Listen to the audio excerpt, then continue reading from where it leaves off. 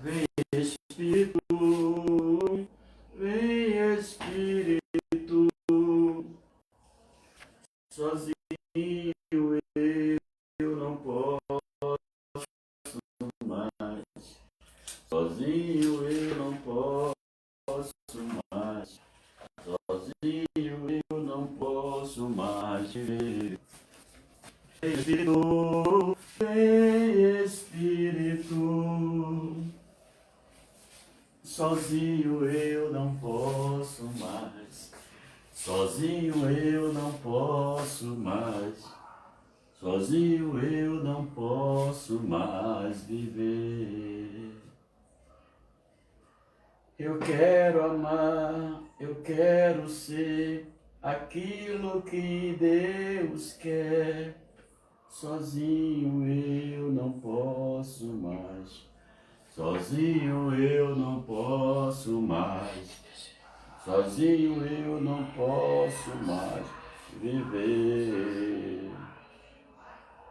Eu quero amar, eu quero ser aquilo que Deus quer, sozinho eu não posso mais, sozinho eu não posso mais, sozinho eu não posso mais viver.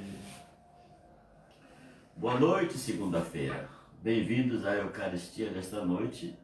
Rezemos pelas nossas necessidades, de maneira particular por todos aqueles que estão neste momento unidos ao redor do altar do Senhor, com suas necessidades e esperanças, para oferecer sacrifício espiritual, redentor e salvador da humanidade, a todos aqueles que buscam um encontro com o Senhor. Rezemos pela comunidade de Santo Expedito, pelas famílias Vergene, pela família Marques, Castro, Oliveira, pela família Souza, pela família Veloso e por todos aqueles que buscam, de qualquer forma, a cada dia um novo encontro com Deus. Aqui, pelas redes sociais do Facebook, né, nós temos Dinalva Peixoto, que coloca a sua vida em tuas mãos, Senhor. Maria Souza pede ação de graças pelo aniversário de Iago Souza da Ressurreição, há 24 anos. Parabéns, Maria. A Iago, né? Tá na flor da idade, meu filho. Aproveite bem. Só não faça besteira, né? Aproveita bem, porque é aqui que você, como dizia a minha avó, você está quase no meio do caminho, da adolescência para a juventude. Então aproveita bem esse momento e programa seu futuro.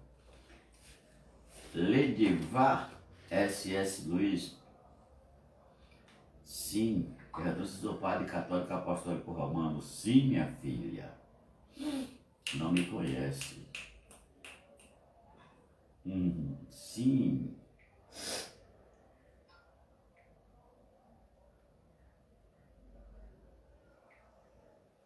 temos também,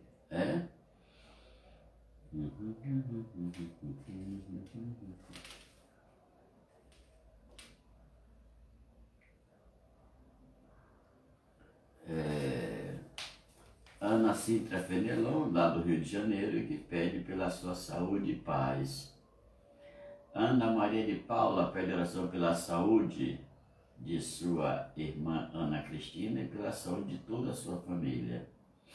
Maria das Graças Rocha pede oração pela alma de Edivaldo Cavalcante da Rocha e de Joanita dos Reis. Que Deus receba ambos na sua glória e que eles possam contemplar a face do Senhor.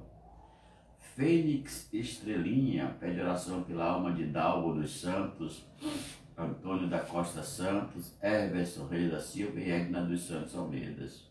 Igualmente, que Deus, na sua bondade infinita, acolha essas almas na sua casa. Elza Maria pede oração pela saúde de todos nós. Marlene Chagas pede oração pela família de Dona Maria Isabel, pela restauração de Francisco e José Lima Tavares, e agradece a Santo Expedito graça alcançada por Expedito Filho, e a todos nós que precisamos de muita oração. Amém. Ditas e anunciadas as nossas intenções desta noite, rezemos também pela nossa arquidiocese, pelo nosso arcebispo, que escolheu 2 novos auxiliares, que sejam todos bem-vindos a essa terra da Santa Cruz, onde tudo começa. O Brasil começa aqui, né? É a sede primacial. Sejam todos bem-vindos, né? Que o Senhor do Bonfim proteja, ilumine e, de fato, dê orientação para que os nossos bispos possam guiar com sabedoria, com serenidade, com muito amor no coração, o rebanho que Deus a ele confiou aqui na Diocese de São Salvador da Bahia. Hoje a igreja celebra a festa, a dedicação da Basílica de Latrão. Eu estudei na Universidade Lateranense, ali pertinho. A Basílica, assim, construída, né, se chamada Basílica Lateranense, a Catedral da Igreja de Roma. Construída por Constantino no tempo de Silvestre I, 314. Olha quantos anos tem essa basílica. No século IV, a 335, o cara levou quase 15 anos para construir isso. Ou mais, 314, né? Ele levou 21 anos. É considerada a mãe de todas as igrejas da urbe e do orbe, de dentro e de fora de Roma. O aniversário de sua dedicação, celebrando originariamente só em Roma. Comemora-se em todas as comunidades do rito romano. É a base da história, né? A Igreja Católica tem uma história impressionantemente maravilhosa, nos erros e nos acertos. Uma igreja como essa, minha gente, é de tal importância para a igreja no universo, porque é uma referência. É a Catedral de Roma, que não é o Vaticano, né, a igreja, mas é a catedral, é aquela que de fato tem essa marca histórica que separa, né, Roma, o coração da igreja, onde o Papa fica e celebra, que não é a catedral, mas é a igreja, a mãe de todas as igrejas, que preside na caridade, segundo a doutrina papal, e tem essa catedral que, para celebrar, tinha que pedir permissão na época, tem muitos altares do lado. Eu tive o privilégio de celebrar num daqueles altares do lado com alguns colegas, quando estávamos ainda estudando em Roma. Dizendo essas informações históricas para que a gente possa, de fato, acompanhar, né, a igreja no seu todo, no seu grande universo, iniciemos em nome do Pai, e do Filho e do Espírito Santo. Que a graça de nosso Senhor Jesus Cristo, o amor do Pai e a comunhão do Espírito Santo estejam convosco. Bendito seja Deus que nos reuniu do amor de Cristo. Irmãos e irmãs, reconheçamos as nossas culpas e peçamos a Deus o perdão pelos nossos pecados. Confesso a Deus Todo-Poderoso e a vós, irmãos e irmãs, que pequei muitas vezes por pensamentos e palavras, atos e omissões, por minha culpa, minha tão grande culpa. E peço à Virgem Maria, aos anjos e santos, e a vós, irmãos e irmãs, que rogueis por mim a Deus nosso Senhor. Deus Todo-Poderoso, tenha compaixão de nós, perdoe os nossos pecados e nos conduz à vida eterna. Amém.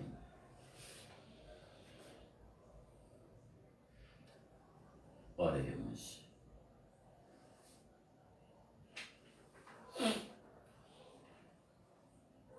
Deus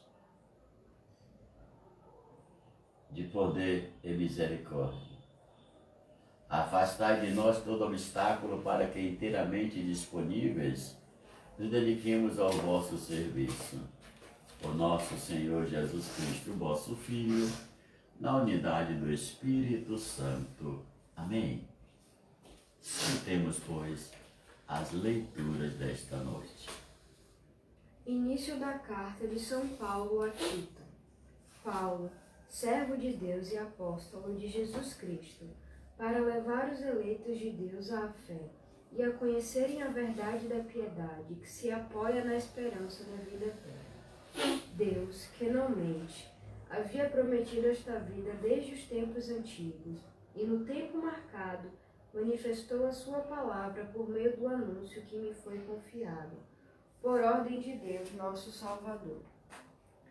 A Tito, meu legítimo filho na fé comum, graça e paz da parte de Deus Pai e de Jesus Cristo, nosso Salvador.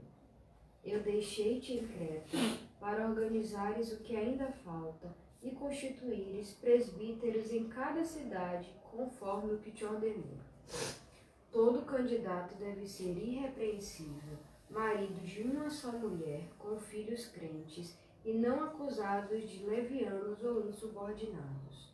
Porque é preciso que o episcopo seja irrepreensível, como administrador, posto por Deus. Não seja arrogante nem irracível, nem dado ao vinho nem turbulento, nem cobiçoso de lucros desonestos, mas hospitaleiro, amigo do bem, ponderado, justo, piedoso, continente, firmemente empenhado no ensino fiel da doutrina, de sorte que seja capaz de exortar com sã doutrina e refutar os contraditores. Palavra do Senhor. Graças a Deus. Salmo responsorial. É assim a geração dos que buscam vossa face, ó Senhor, Deus de Israel. É assim a geração dos que buscam a vossa face, ó Senhor, Deus de Israel. Ao Senhor pertence a terra e o que ela encerra, o mundo inteiro com os seres que o povoam, porque ele a tornou firme sobre os mares e sobre as águas a mantém inabalável. É assim a geração dos que buscam vossa face, ó Senhor, Deus de Israel. Quem subirá até o monte do Senhor? Quem ficará em sua santa habitação? Quem tem mãos puras e inocente coração, que não dirige sua mente para o crime. É assim a geração dos que buscam vossa face, ó Senhor, Deus de Israel. Sobre este desce a bênção do Senhor e a recompensa de seu Deus e Salvador. É assim a geração dos que buscam e do Deus de Israel buscam a face.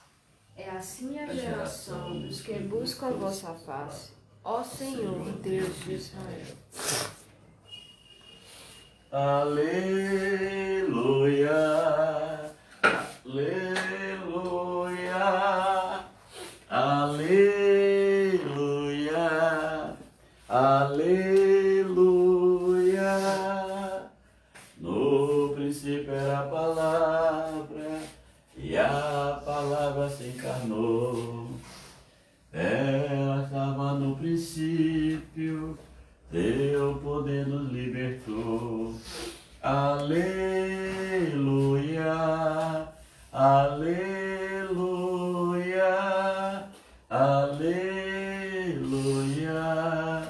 aleluia.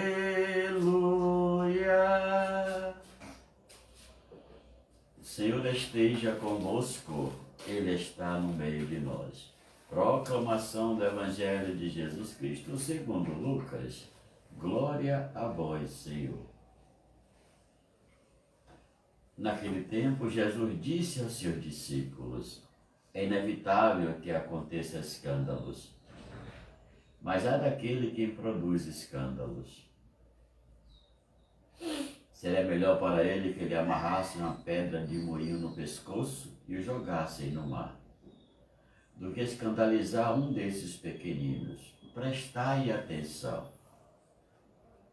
Se o teu irmão pecar, repreende-o. Se ele se converter, perdoa-lhe.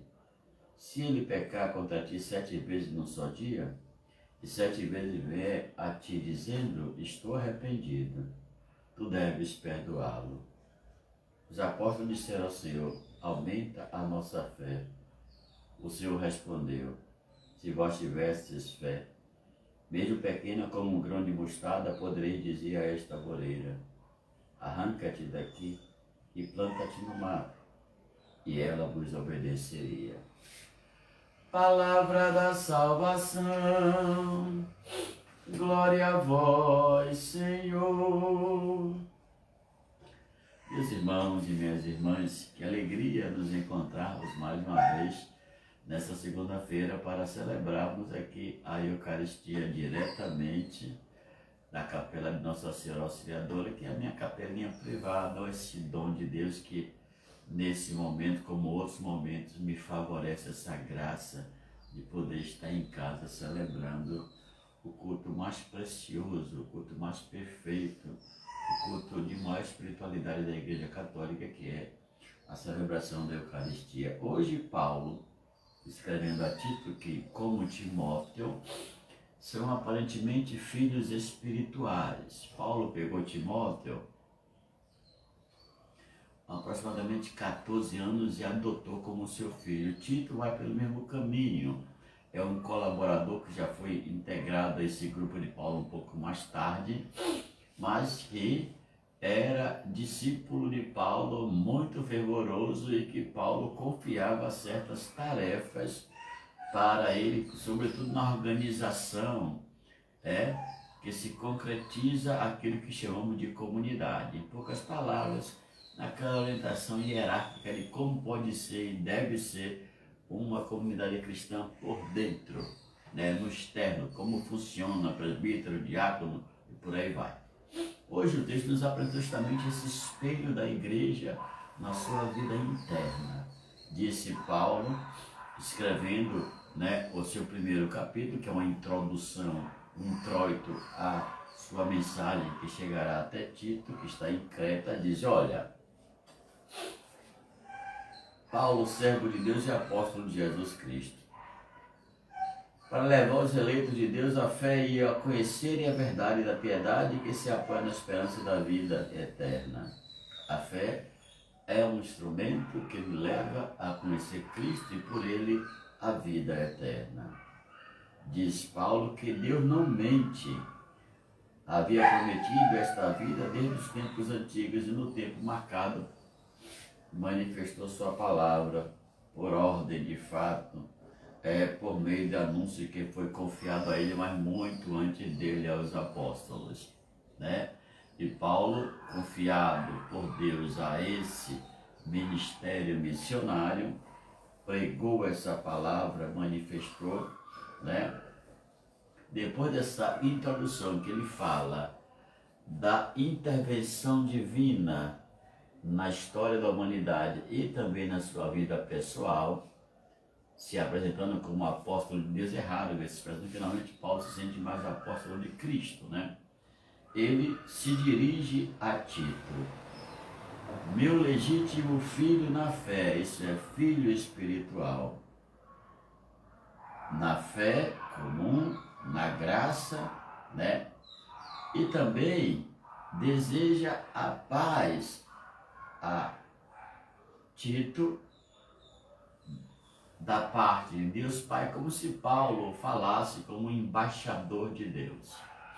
A palavra angelos do grego significa o embaixador, aquele que fala em nome de, por autoridade de, amando de, Eu deixei-te em Creta para organizares o que ainda falta e constituir os presbíteros em cada cidade, conforme que eu te ordenei. Então já existe alguém, além de Paulo, a que chama essa camada que vem depois de Paulo, Bruno de Paulo, é aquela subapostólica, aqueles colaboradores, como vai ter Pedro, vai ter os outros apóstolos, que nós chamamos da segunda geração, O discípulo de Jesus é a primeira geração após o apóstolo, que está sendo preparada já para seguir o espaço dos apóstolos, e quando eles vierem a falecer já tem essa substituição, essa ininterrupta substituição, para que não quebre a linha natural das condições que virão para o futuro, que é, de fato, a linha apostólica, ou mais tarde episcopal, que vai também fazer nascer diáconos, presbíteros.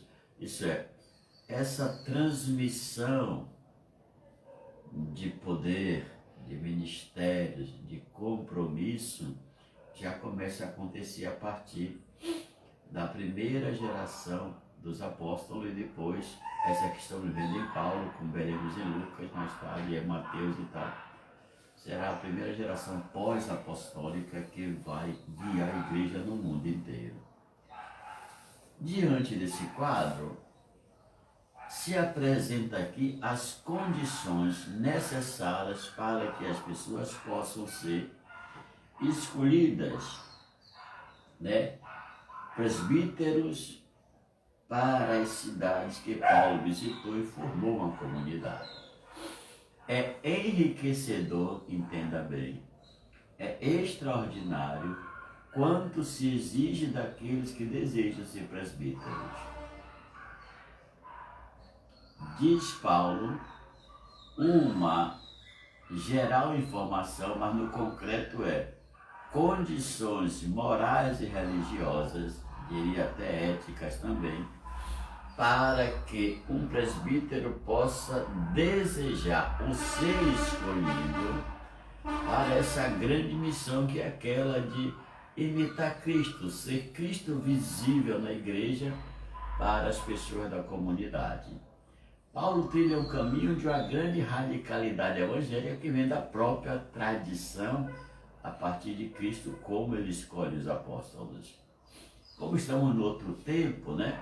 Já estamos aqui há mais de 70 depois da ressurreição, então o que acontece? Acontece que tem novas regras que são incutidas na cabeça como proteção dos presbíteros, da vida dessa gente, para que de um lado eles sejam protegidos pelas próprias virtudes e normas fundadas pela igreja, e do outro lado para que não se escolha qualquer um, né? Com o passar do tempo a igreja vai exigir isso como uma vocação, não como um trabalho qualquer, ou como uma escolha preliminar de fulano A ou B, C, porque as coisas vão mudando, os números vão evoluindo e as necessidades vão aumentando a cada século, para que a igreja tome seu lugar no coração da humanidade como uma instituição religiosa credível, né? Acreditada, de grande credibilidade, sobretudo moral e religiosa. Diz Paulo, determinando as condições para o candidato. Deve ser irrepreensível, marido de uma só mulher. O cara poderia ser casado na época, com filhos crentes. Os filhos tinham que seguir a religião dos pais. Não poderia ser, como a gente vê muito hoje, né? A mãe e o pai é católico, o filho é evangélico, outro é do bando, do espírito. Em nome de uma pluralidade religiosa, e em nome de um respeito que se existe entre familiares e, de fato, em nome de uma tolerância, a Igreja Católica, minha gente, é a mais tolerante do mundo, não tem outra qualquer. Não estou falando de casos particulares, de um maluco qualquer lá, um católico, sei lá, doido, radical demais, que diz que é coisa do demônio, que isso é coisa que você vê na televisão hoje, né? Não tem nada a ver. A Igreja Católica, enquanto igreja, ela sabe muito bem o seu papel, porque ela já passou, já viveu na pele, até o século V, antes de Constantino, são 5 séculos de perseguição e de intolerância, que mesmo depois da morte de Constantino, vai continuar em alguns casos, e ainda hoje temos essa continuidade em alguns locais, tanto do Oriente quanto da África, né? Essas perseguições brutais em nome de uma intolerância inexplicável, né? Inexplicável. Sejam crentes e não sejam acusados de levianos ou insubordinados. Tenham um comportamento moral, pedagógico, educativo, que venha de uma família sólida, de princípios, de valores, que tragam a esses filhos uma responsabilidade em tudo que ele faz. Afinal, ele é, ou eles são, referência familiar de um candidato a presbítero. Se trata aqui da perfeição moral. E o que é isso? Viver em comunhão com a sociedade, como a sociedade pensa, age, mas sem se deixar, né, corromper pelos vícios da sociedade. Trazer o bem da família e comungar esse bem com o bem que tem a sociedade. Nem toda a sociedade é totalmente podre. Isso faz dessa pessoa capacitada de absorver com gratidão e com responsabilidade seus direitos e deveres, e para aquele que é um cristão, um católico, digo, né, maior responsabilidade na perfeição moral, porque as pessoas cobram muito dos filhos da igreja esse tipo de coisa, que é uma obrigação nossa e é um direito as pessoas cobrar e um dever nosso de respondê-las à altura com o nosso testemunho. Diz Paulo, porque é preciso que o episcopo seja irrepreensível, falando já dos bispos, né? Como administrador posto por Deus, isso é uma escolha de Deus. Isso mudou muito, porque antigamente, ainda hoje, essa mudança, ela vai com o tempo. Porque hoje já sabemos que bispo não é uma vocação, é você querer ser. E qual é o perigo disso? É fazer de tudo para ser, rompendo as regras, falando mal do colega, envenenando as coisas para se sobressair acima de todos e galgar lá esse cargo público dentro da igreja que o faz bispo. Tanto que a igreja tem muita sabedoria acumulada, que ela fala de bispos diocesanos, aqueles que guiam a diocese, de bispos auxiliares, que podem ter direito à sucessão ou não, né? O que é isso? No dia que o bispo deixar a diocese, um daqueles poderá ser o sucessor dele. Normalmente não funciona assim, porque a maioria dos bispos auxiliares, em absoluto, não tem direito à sucessão. É raríssimos os casos. E tem os bispos que já estão aposentados, que são eméritos, tem os bispos que estão, de fato, guiando, eu diria, prelaturas, como o pessoal do Opus Dei, e por aí vai. Mas, como diz o outro lá, cada um na sua função específica, para não haver uma descompensação na forma de agir e de orar. Na diocese, todos estão subordinados à obediência ao bispo diocesano, que pode ser um arcebispo, como no nosso caso, e pode ser um cardeal, né? O cardeal já é título, já não passa pela gama do bispo. O bispo da diocese, no nosso caso aqui, o arcebispo cardeal primário do Brasil, Dom Sérgio. Os 12 que foram escolhidos agora serão auxiliares. Isso que ficaram, talvez fiquem, talvez não, provavelmente nesses casos, como tem uma nova administração, Roma designa para onde, em comunhão com o cardeal Sérgio, que é o atual, vai designar para onde enviar os bispos auxiliares que estavam aqui, que afinal de contas a administração é nova e sinceramente é difícil que fique um dos que estão aqui. Mas são coisas reservadas ao episcopos. E diante das regras que são celebradas nesse ordenamento de Paulo, diz, olha, não seja arrogante nem irascível, nem dado ao vinho, nem turbulento, nem cobiçoso de lucros desonestos. Era muito comum se embebedar na época, então, cara, era muito comum ser arrogante diante de ter um poder como tinha um bispo. Nessa época não, porque era, mas na Idade Média, assim, a arrogância prevalecia, né? Todo incorporador, arcabouço jurídico que o bispo tinha, sobretudo a partir de tempo e tal, por proteção, mas mesmo assim gerava na igreja essa arrogância que durou até o 15º século. Essa prepotência, esses exageros absurdos que acabavam em injustiças, em coisas horríveis que determinavam uma igreja muito, mas muito distante do Evangelho. Não seja cobiçoso, não seja cobiçoso de lucros desonestos, mas hospitaleiro, amigo do bem, ponderado, justo, piedoso e continente. Isso é, seja uma pessoa de ânimo puro. Ele é chamado para ser um pastor de alma, não para ser um enriquecedor, um contador de moedas ou acumulador de riquezas. sejas honesto ou desonesta, não é compatível o evangelho da pobreza com o bispo rico. Não tem como justificar, né? Não é compatível um servidor, um pastor de alma, ser um cara grosseiro, mal educado, né? Um cara que não é hospitaleiro, um cara que só pensa em lucro, um cara que não é amigo do bem, muito menos, não é nem ponderado, nem justo, nem piedoso, é contraditório. O que é isso? Uma gama de valores morais e espirituais que devem ser obrigatórios na vida do episcopo e de forma nenhuma dispensáveis para que ele possa agir segundo o seu coração.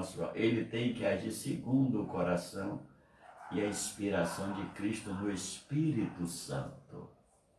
Diante desse quadro é desenhado um perímetro muito bem determinado, onde não há espaço para questionamentos. No fundo, todas essas obrigações que Paulo coloca é para determinar que só pode ser assim. São ordens, não é algo alternativo, porque esse é o caminho da perfeição espiritual. Esse é o caminho da perfeição moral, como um exemplo, testemunho que episcopos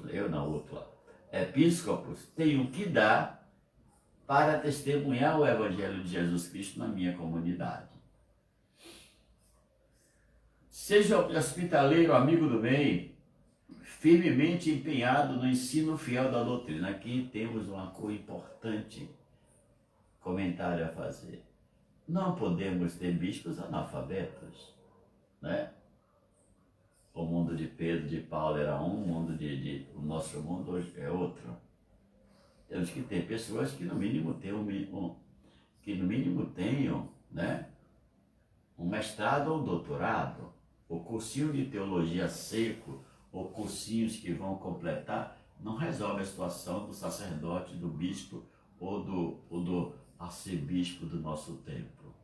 O nosso arcebispo, por exemplo, ele é doutor em moral.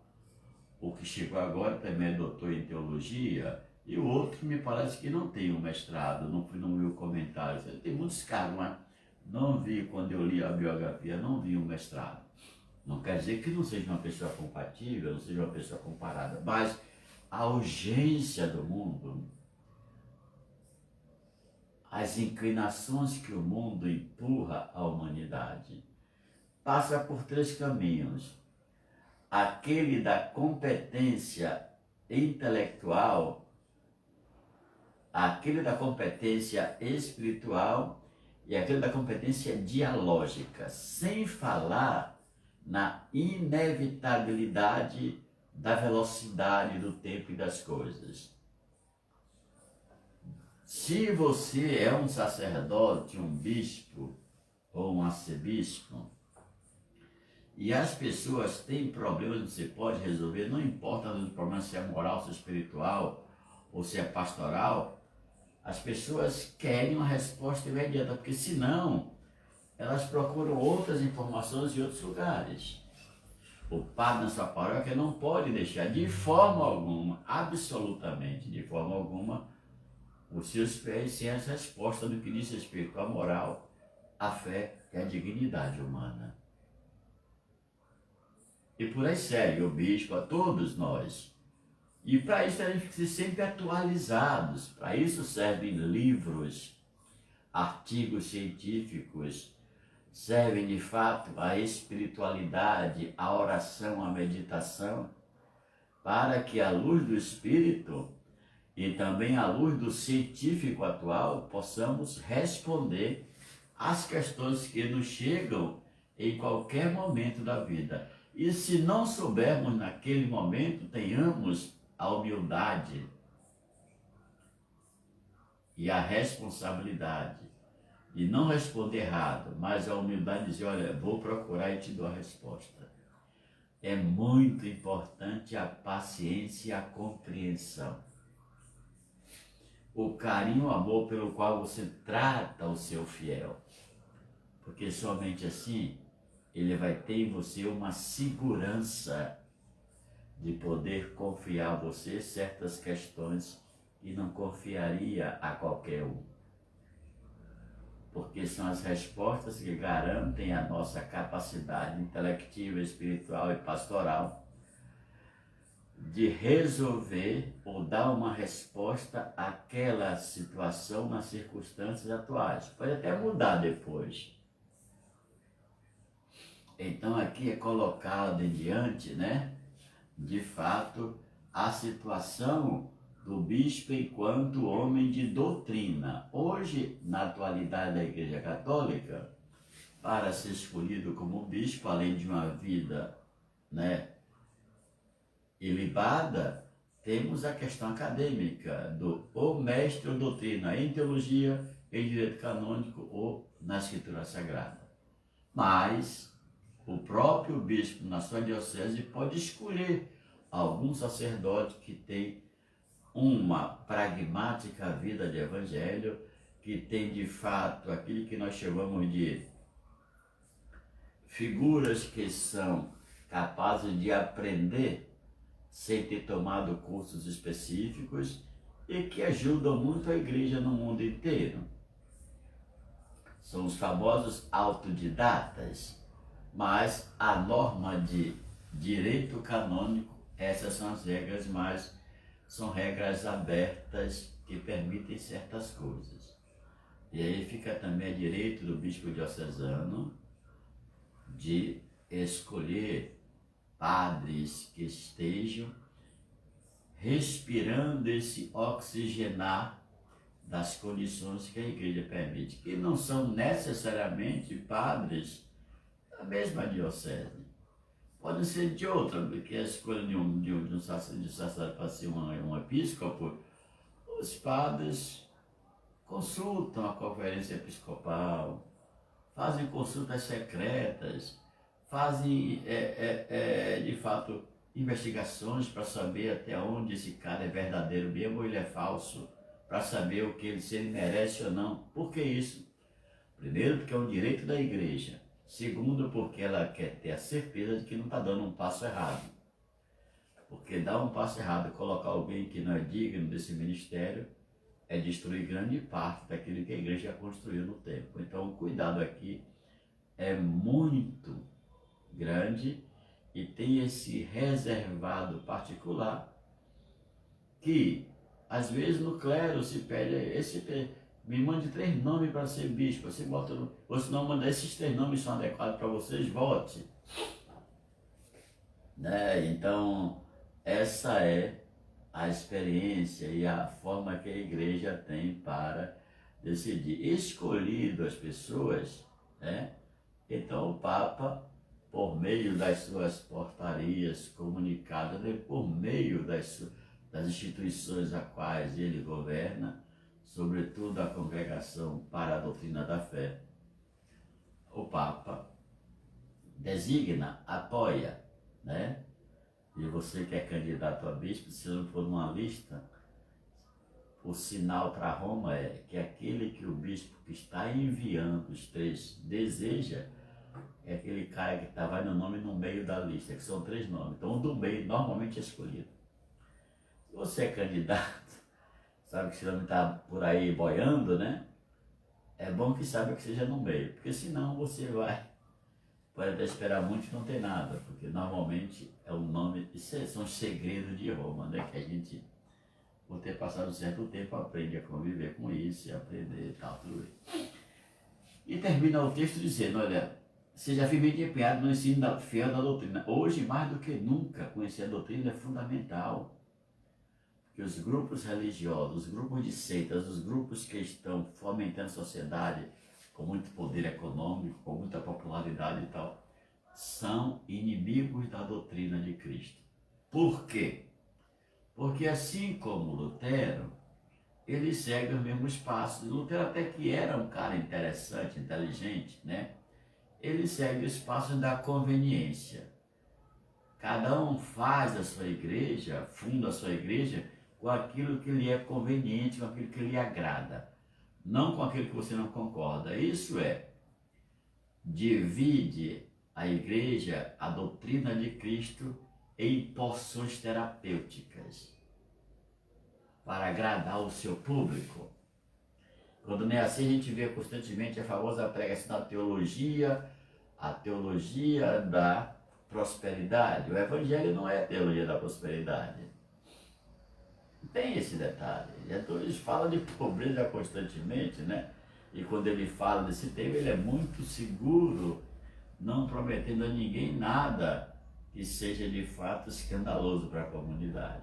Ah, tudo que pedir em meu nome eu vou darei. Não significa necessariamente que eu pedir para ficar rico, ele vai fazer ficar rico. É bobagem. A natureza, a ratio legis do Evangelho é a pobreza, é a simplicidade. É de fato viver como Cristo viveu. Então, essas novidades, onde cada um pega uma porção que lhe convém, faz uma igreja, virou de fato uma grande pandemia religiosa e que no nosso tempo tem 3, no máximo 4 objetivos. Primeiro, atrair fiéis para doutrinas em proporcionalidade convenientes, ilusórias e pseudas, né? Porque não pega o Evangelho do jeito que ele é, pega do jeito que você quer. Isso é crime contra a fé. Segundo ponto, o grande sentido das seitas modernas é a busca pela riqueza, né? Desenfreada, prometendo milagres, curas, libertações, como fosse uma fábrica, fala em nome de Deus, não, mas age como Deus. Isso é, como se ele estivesse Deus à sua disposição. Não, vou pedir por você e Deus vai fazer. Isso é o típico da pseudo-fé no Deus verdadeiro. E as pessoas se deixam levar por essa coisa. Acreditam que vai acontecer, quando na verdade os beneficiários são mesmos. A terceira coisa é a ideia monumental, que é aquela de produzir patrimônios que possam deixar seguros socialmente a gama que está acima, a gama que dirige essas igrejas. Infelizmente, nem todos tiveram sorte. Às vezes, para ter esse tipo de relacionamento, ter patrimônio e muito dinheiro, também passa algumas delas pela criminalidade, como lavagem de dinheiro, tráfico de influências, né? E isso, de fato, é gravíssimo contra o Evangelho. Mas uma coisa disse Jesus: conhecereis a verdade, e a verdade vos libertará. Não tem mais de uma verdade, nem filosófica, nem histórica, nem mundana, nem pré-mundana, nem média, não. Sobretudo revelada, só tem a verdade. E a verdade é Jesus com a sua vida pobre, dedicada, que passou pelo mundo curando a todos e fazendo bem. Essa é a verdade. Então tudo que você vem a fazer em nome da verdade, a começar pela... Se a raiz é mentirosa, né? Minha gente, se a árvore na sua raiz está podre, qual o fruto bom que ela vai dar? Ela pode gerar fruto de engano, de ilusão, né? De contendas, porque se você já parte do princípio de recolher da doutrina do cristianismo só aquilo que convém a você para apresentar ao público que você tem, você é falso, você é pseudo, você é hipócrita. Você está fazendo o seu evangelho. E daí vai a fundação de muitas igrejas, parece até, algumas até barracas na esquina, e bota o nome de Jesus, e bota a placa, e bota não sei o que, vai lá no fundo, não tem nenhuma consistência, e com o tempo serão abatidas, porque não terão como sobreviver. Nem todo mundo que pensou assim o que pensa sobreviverá, porque a questão econômico-patrimonial não vai fluir como se pensa. Portanto, nessa primeira leitura, temos aqui a grande determinação de como era a escolha de presbíteros. E aí podemos até falar, né, que não tinha celibato para os padres nessa época. Até 303 celibato não existia na Igreja Católica. É com Agostinho, Santo Agostinho de Hipona, que vai pedir para os seus o celibato na África, no Conselho de Orange, na Espanha. E daí, mediante tanta desordem na igreja do alto clero, foi restabelecido o celibato com Gregório VI, VII, e daí em diante se tornou uma obrigação eclesiástica, isso é, um fato jurídico. E a grande polêmica na igreja do que é a favor e contra é essa. Portanto, você pode observar quando os papas, os últimos 3 papas, nós vimos dessa geração 3 papas, né? João Paulo I, João Paulo II, 4 aliás, João Paulo II, como é que diz? O nosso Bento XVI e Francisco, quando começaram a falar, toda vez que foram chamados a atenção para isso, logo no início do pontificado, não, o celibato não se bola. E outra questão, sacerdócio para a mulher também não se bola, isso não foi discutido, não vai nem no momento não. Porque a igreja sabe da importância de preservar essa doutrina, não adianta aqui discutir se é correto ou justo, não é, isso aí é insignificante. O que conta mesmo é o que ocorre na vida da igreja na sua atualidade. A história não volta. E no momento ela determinou que é assim. Então, na sua autoridade, ela conserva aquilo que ela acredita melhor. O Evangelho do dia de hoje é Jesus chamando a atenção da sua comunidade para que ela possa evitar escândalos. No tempo de Jesus existiam muitos escândalos na vida religiosa dos fariseus, saduceus, escribas, como disse o próprio Jesus. Eles ensinam, mas faça o que eles dizem, mas não faça o que eles fazem. Isso é, eles ensinam um estilo de vida, um tipo de vida, mas não vivem nada daquilo. É daí que entra em cena a paradigmática ação do Evangelho da inseparabilidade entre a fé e a vida. Alguns autores concordam não que Jesus, no fundo, não exigiu isso. Mas com o tempo a igreja percebeu, e o próprio Jesus, quando diz coisas desse tipo, né? É extremamente importante que a minha fé seja a representação da minha vida e a minha vida seja a mesma fé. Isso é, aonde eu vou, a minha fé vai comigo para testemunhar aquilo que eu creio. E aonde vai a minha fé, eu vou com ela para que ela seja fortalecida pelo meu testemunho. É isso. Então, quando o cristão separa a vida de fé da vida de cada dia, ele tem um grande risco de cair nos escândalos, né? Jesus aqui é taxativo quando fala de escândalo. Ai daquele que produz escândalos, mesmo sendo inevitável, não quer dizer que é impossível evitá-lo. Seria melhor para ele que ele amarrasse uma pedra de moinho no pescoço e jogasse no mar, do que escandalizar um desses pequeninos.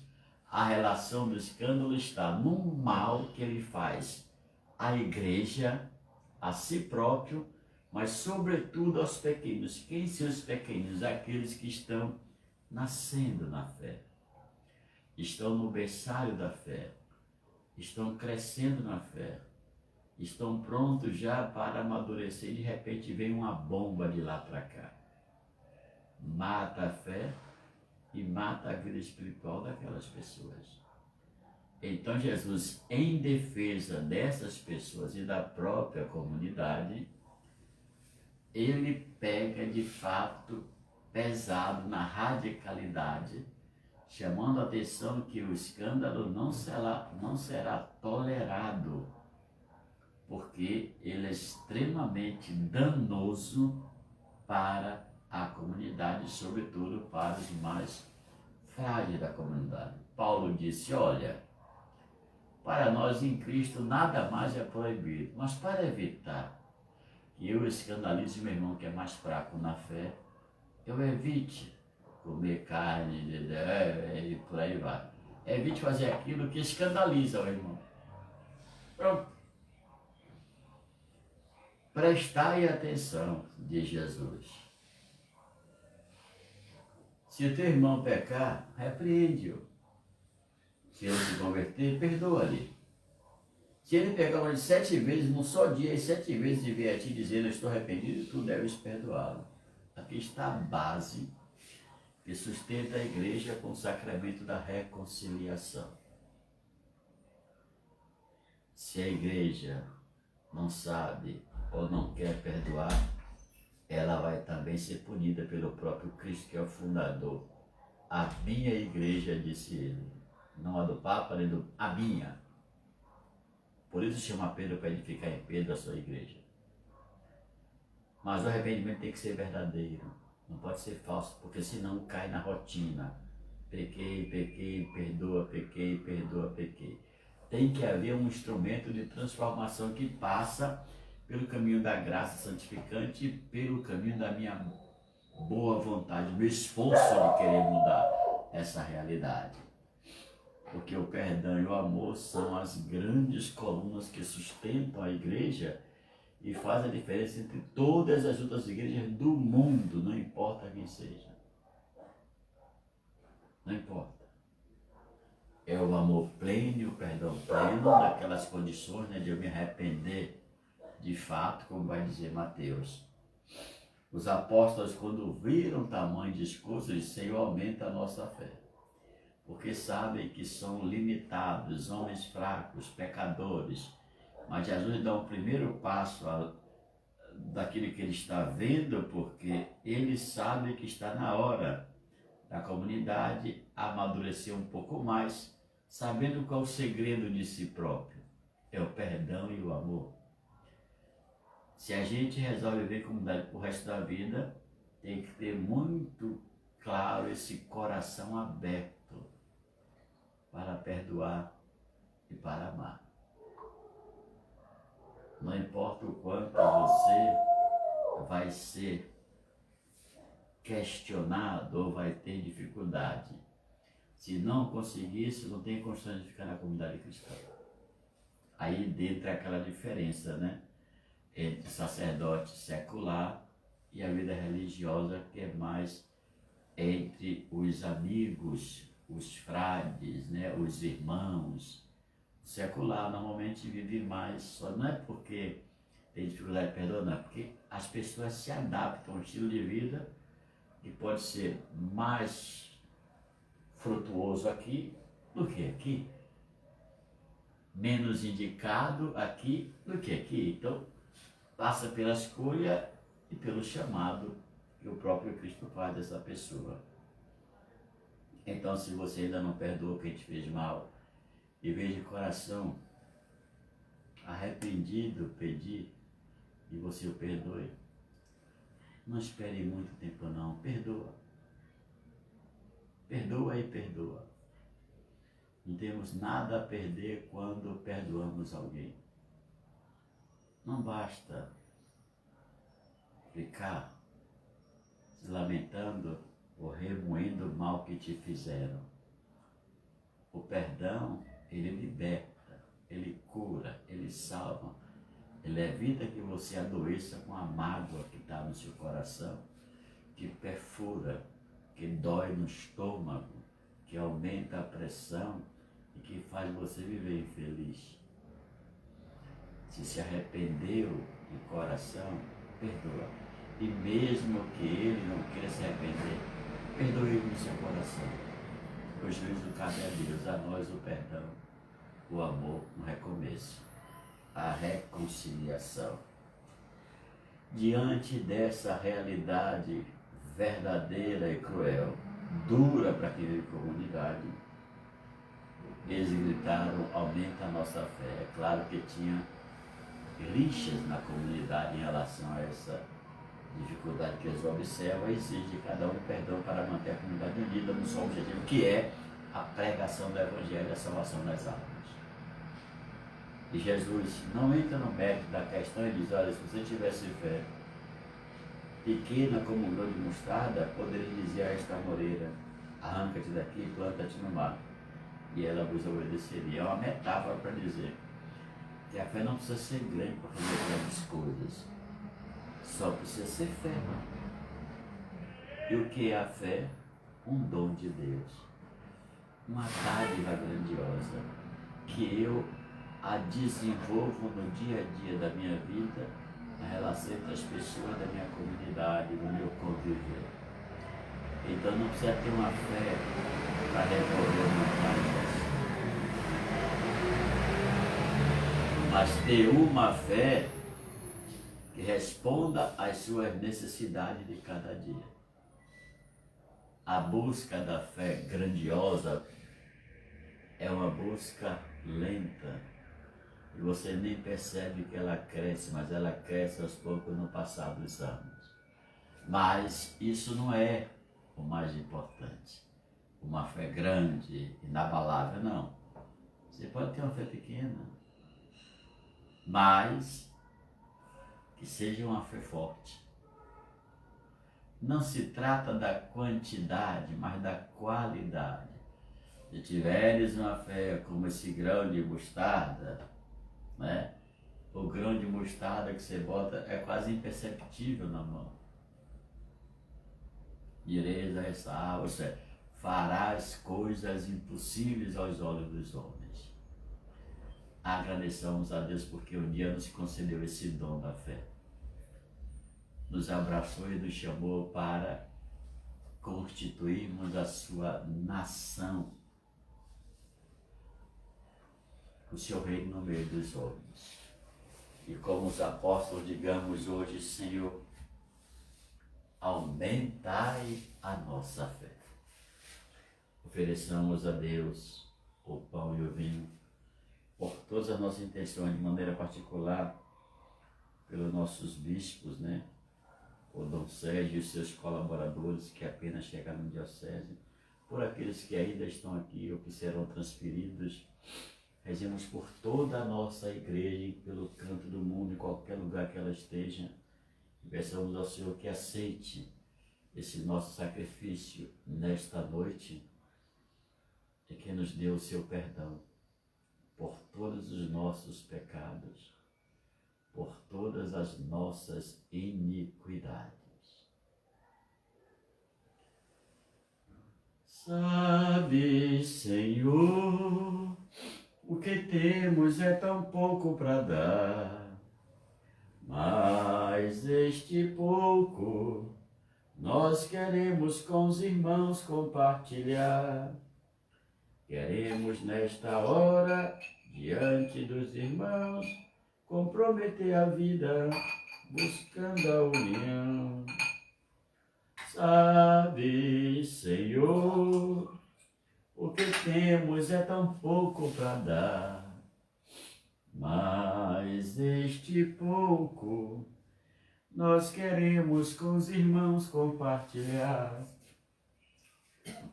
Sabemos que é difícil os bens compartilhar, mas com a tua graça, Senhor, queremos dar. Sabe, Senhor, o que temos é tão pouco para dar, mas este pouco nós queremos com os irmãos compartilhar. Oremos, irmãos e irmãs, para que o nosso sacrifício eucarístico seja aceito por Deus Pai Todo-Poderoso. Receba, ó Senhor, por tuas mãos este sacrifício, para a glória do seu nome e para o nosso bem e de toda a Santa Igreja. Lançai, ó Deus, sobre o nosso sacrifício, um olhar de perdão e de paz. para que, celebrando a paixão do vosso Filho, possamos viver o seu mistério por Cristo nosso Senhor. O Senhor esteja convosco, Ele está no meio de nós. Corações ao alto, o nosso coração está em Deus. Demos graças ao Senhor e nosso Deus. É nosso dever e nossa salvação. Na verdade, é justo e necessário. É nosso dever e salvação darmos graças sempre em todo lugar. Senhor Pai Santo, Deus eterno e todo-poderoso, por Cristo Senhor nosso. De tal modo amastes o mundo que nos enviastes como Redentor vosso próprio Filho, em tudo semelhante a nós, exceto no pecado. Amando-o até o fim, amastes nele nossa humilde condição. E ele, na obediência até a morte, restaurou o que nossa desobediência fizeram a perder.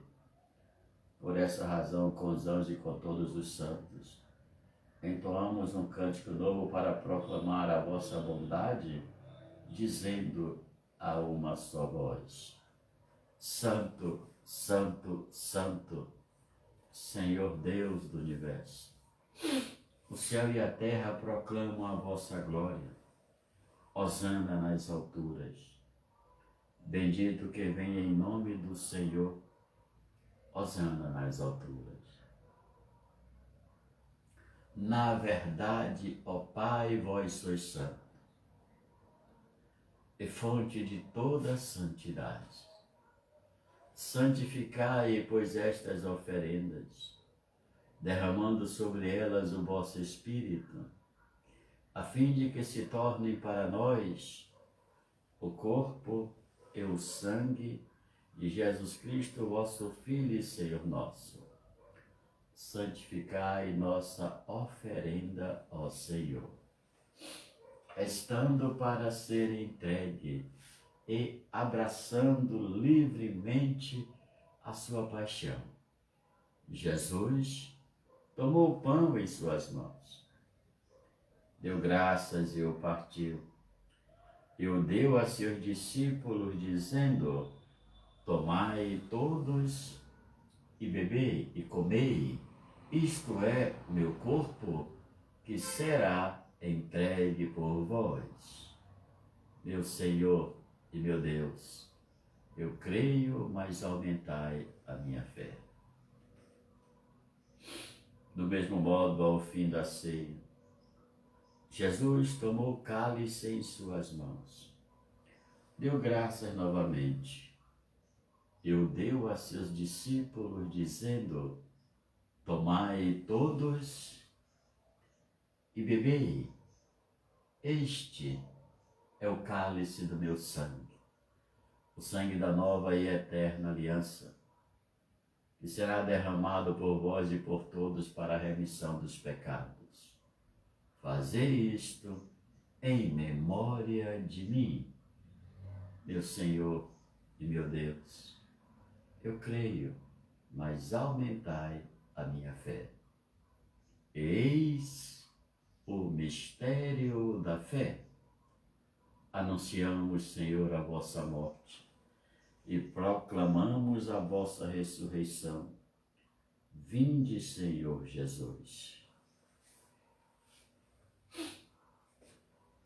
Celebrando, pois, a memória da morte e ressurreição do vosso Filho, nós vos oferecemos, ó Pai, o pão da vida e o cálice da salvação. E vos agradecemos porque nos tornaste dignos de estar aqui na vossa presença e vos servir. E nós vos recebei, ó Senhor, a nossa oferta. E nós vos suplicamos que, participando do corpo e sangue de Cristo, sejamos reunidos pelo Espírito Santo num só corpo.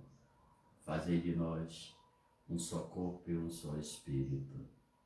Que Ele faça de nós, lembrai-vos, ó Pai, da vossa Igreja, que se faz presente pelo mundo inteiro.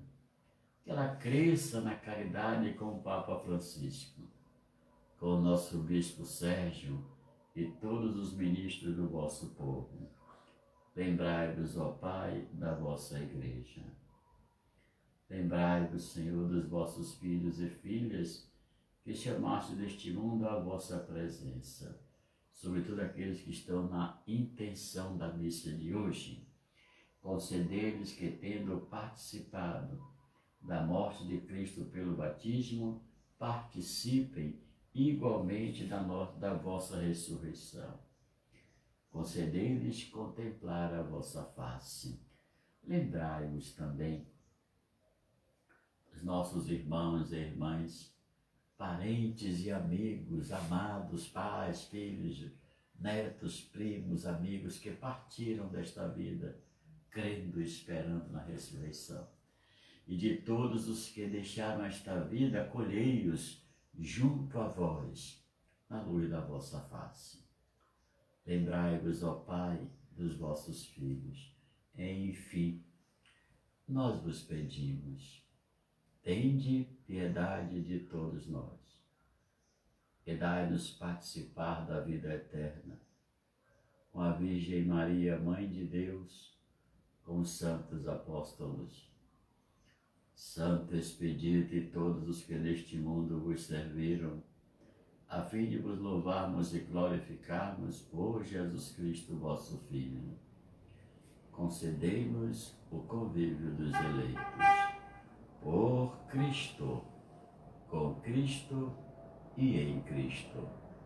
A vós, Deus Pai Todo-Poderoso, na unidade do Espírito Santo, toda honra e toda glória, agora e para sempre. Com amor e confiança,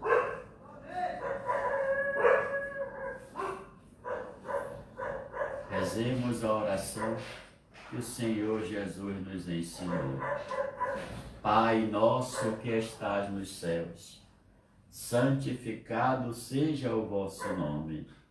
Venha a nós o vosso reino. Seja feita a vossa vontade, assim na terra como no céu. O pão nosso de cada dia nos dai hoje. Perdoai as nossas ofensas, assim como nós perdoamos a quem nos tem ofendido. E não nos deixeis cair em tentação, mas livrai-nos do mal. Amém. Livrai-nos de todos os males, ó Pai, e dai-nos hoje a vossa paz.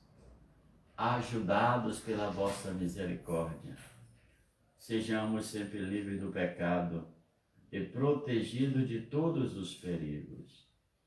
Enquanto, vivendo a esperança, aguardamos a vinda do Cristo Salvador. Vosso é o reino, o poder e a glória para sempre. Senhor Jesus Cristo, dissestes aos vossos apóstolos: eu vos deixo a paz, eu vos dou a minha paz. Não olheis os nossos pecados, mas a fé que anima a vossa igreja. Dai-lhe, segundo o vosso desejo, a paz e a unidade. Vós que sois Deus com o Pai e o Espírito Santo. Amém. A paz do Senhor esteja sempre convosco.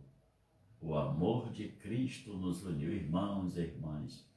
Nessa segunda-feira, onde quer que estejam, saudáveis, comece a semana desejando a paz e a felicidade de quem está ao seu lado. A paz de Cristo esteja com vocês. Cordeiro de Deus, que tirais o pecado do mundo, tende piedade de nós. Cordeiro de Deus, que tirais o pecado do mundo, tende piedade de nós. Cordeiro de Deus, que tirais o pecado do mundo, dai-nos a paz.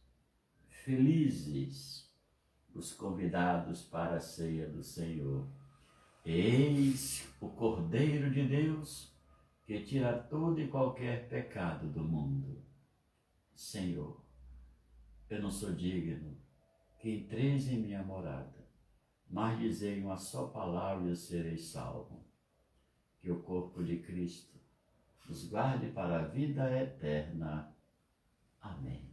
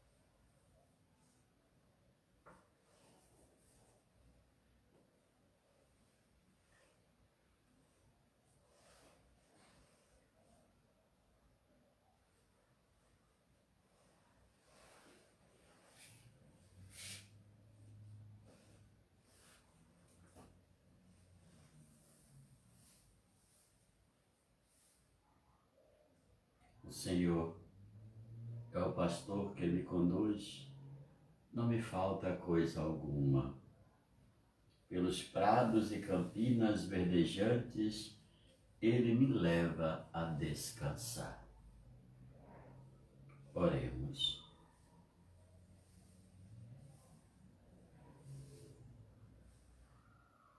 Fortificados por este alimento sagrado, nós vos damos graças, ó Deus, e imploramos a vossa clemência.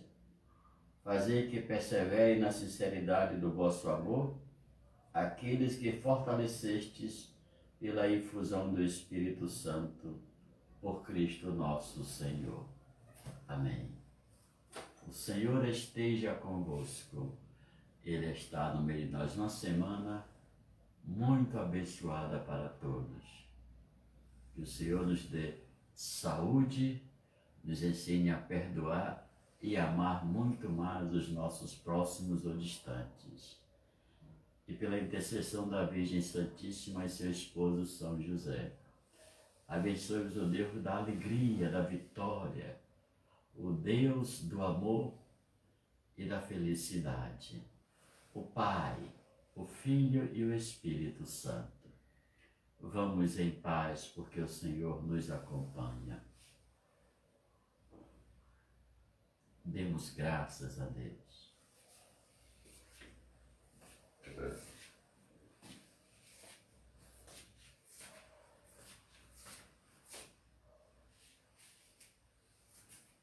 Maria de Nazaré, Maria me cativou, fez mais forte a minha fé e por filho me adotou. Às vezes eu paro e fico a pensar, e sem perceber me vejo a rezar. O meu coração se põe a pensar na Virgem de Nazaré. Menina que Deus amor escolheu, pra mãe de Jesus, o Filho de Deus. Maria que o povo inteiro elegeu, Senhora e Mãe do céu. Ave Maria, Ave Maria, Ave Maria, Mãe de Jesus. Fica com Deus, uma semana maravilhosa para você. Se Deus nos conceder a graça, amanhã estaremos mais uma vez celebrando a Eucaristia para a honra e glória do Senhor. Até amanhã, se Deus quiser, no mesmo horário. Bendigamos ao Senhor, demos graças a Deus.